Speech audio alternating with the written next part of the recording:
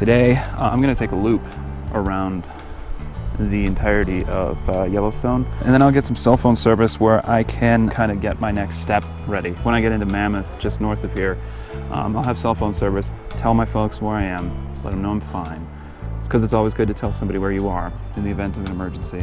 I wrote a very crude map, all the things that I want to do. Apparently there's going to be some real good motorcycling as well, and I marked down some things that I want to do along the way. Oh, and then I have to find out where exactly I'm meeting Barrett. Story of Barrett. Barrett and I go way back to Costa Rica days. Barrett, of course, is an expert motorcycler. We went on a few backpacking trips together. We watched out for each other. There were times when we went to festivals together. We'd almost get robbed.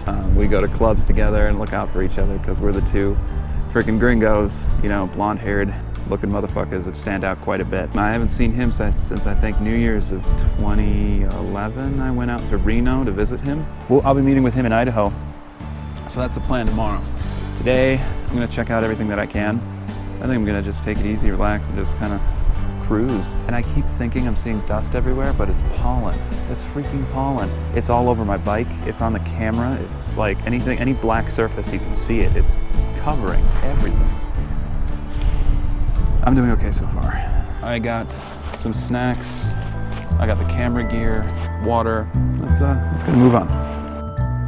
It's a morning of partly cloudy skies here in the Equality State. Today I'll be motorcycling around and taking in the unique physical features of the park.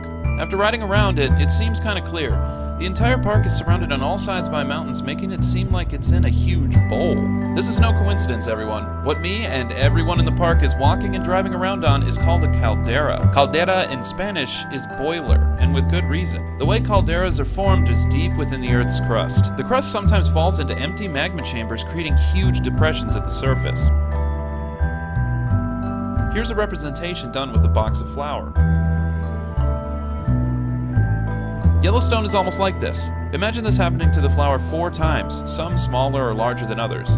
So here are the 1st, 2nd, 3rd, and 4th calderas of Yellowstone. Beneath the crust is a magma chamber, and yes, it has erupted before. So I think I better take this opportunity to let everyone know there are some misconceptions about the Yellowstone supervolcano.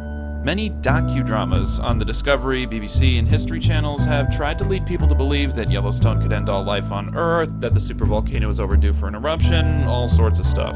I'd like to set the record straight on that. The Yellowstone supervolcano would not end all life on Earth. If it super erupted at any of the magnitudes that it has in the past, of which we know 3 major ones, it would be pretty fatal to much of the wildlife in the US, but not to the planet at large.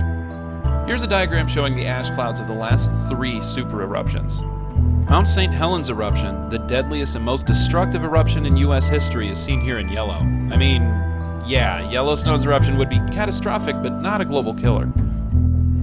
Ash would not only cover cars and streets, but entire farmers' fields with ash. It would block the plants' ability to take in sunlight, and many would die, along with the food chain that depends on those plants. Another myth is that the volcano is due for another eruption. With today's known science, it's mathematically impossible to predict an eruption. They never happen in predictable intervals. The USGS, or United States Geological Survey, states that geologists would know if one was coming. Geologists can detect potential impending eruptions by monitoring uplift in the earth around the park. You can even go and see this information for yourself on the USGS website. It's where I got this information that stops these myths perpetuated through docudramas. So yeah, it is kind of strange, but I'm riding on top of one of the world's biggest supervolcanoes. It feels kind of weird to be right on top of it like this, but the views are great.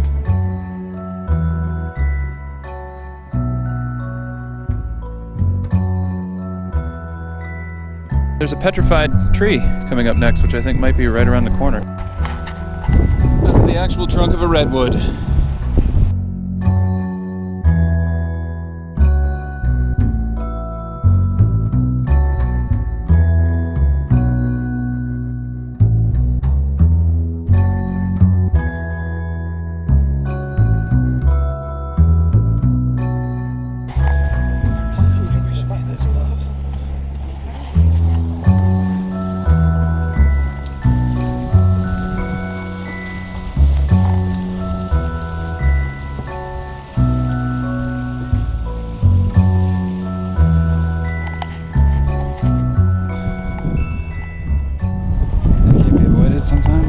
I didn't even realize he was there until I was really close.